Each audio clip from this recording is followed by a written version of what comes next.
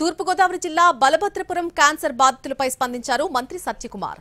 వాళ్లకు చికిత్స అందించేందుకు అన్ని ఏర్పాట్లు చేశామన్నారు. 30కి పైగా మెడికల్ టీంలను బలభద్రపురం పంపించామన్నారు. ప్రస్తుతం 32 సస్పెక్టెడ్ కేసులున్నాయన్నారు మంత్రి సత్యకుమార్. మరోవైపు రాష్ట్రంలో క్యాన్సర్ స్క్రీనింగ్ పరీక్షలు కొనసాగుతున్నాయని, ఇప్పటికే 4 లక్షల మందికి పరీక్షలు నిర్వహించామని అన్నారు.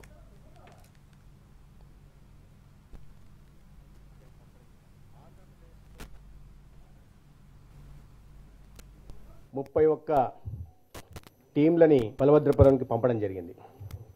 దాంట్లో కాకినాడ జీజీహెచ్ నుంచి లేదా జిఎస్ఎల్ నుంచి మెడికల్ ఆంకాలజిస్టులని, స్పెషలిస్టులని, అదేవిధంగా అనేక మంది డాక్టర్లని, ఎంఎల్హెచ్పీలని, ఏఎన్ఎంలని, ఆశాలని కూడా 31 మెడికల్ టీంలని అక్కడికి పంపడం జరిగింది. ఆంధ్రప్రదేశ్లో ఆరోగ్య శాఖ చాలా ముందుగానే అప్రమత్తమై వీటికి సంబంధం లేకుండా, బలభద్రపురం విషయానికి సంబంధం లేకుండా నాన్ కమ్యూనికబుల్ డిసీజెస్ 3.0 సర్వేలో భాగంగా ఈ రాష్ట్రంలో హైపర్ టెన్షన్, డయాబెటీస్తో పాటు క్యాన్సర్ స్క్రీనింగ్ పరీక్షలు కూడా నిర్వహించడానికి శ్రీకారం గత సంవత్సరం నవంబర్ 14న మొదలుపెట్టింది.